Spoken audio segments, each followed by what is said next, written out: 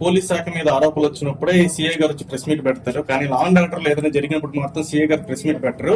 అదే విషయం కూడా కోడి పందాల్లో పర్సనల్ కోడి పందాలు జరిగిపోవడం ఆందోళన అవుతుంది. ఇంతవరకు మీరు ప్రెస్ మీట్ పెట్టలేదు.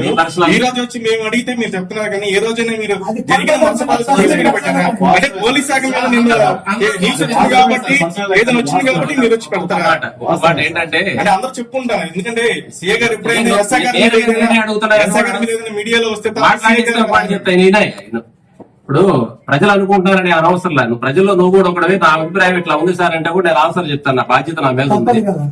ఏంటంటే ఈ పోలీస్ స్టేషన్ కి సంబంధించి ఇమీడియట్ సూపర్వైజింగ్ ఆఫీసర్ నేను కాబట్టి ఇక్కడ పోలీసు వ్యవహారానికి సంబంధించి ఏదైనా వచ్చినప్పుడు వివరణ ఇవ్వాల్సిన అవసరం నా మీద ఉంది. ఇప్పుడు మీకు తెలియదు ఇంటర్నల్ గా ఇప్పుడు ప్రతిరోజు ఈ స్టేషన్ లో ఏం జరుగుతుందనే క్రైమ్ వివరాలు మా దగ్గరకు వస్తాయి. ఇక్కడ ఏం జరిగిందనేది మేము మా సోర్సెస్ ద్వారా తెప్పించుకుంటా ఉంటాం. దాని మీద ఇంటర్నల్ గా వాళ్ళకి మెమోలు ఇష్యూ చేస్తా ఉంటాం, ఎంక్వైరీ చేస్తాం, కేసులు పెట్టిస్తాం, అన్ని తెలుస్తాం. అన్ని మీడియాకి చెప్పాం కదా.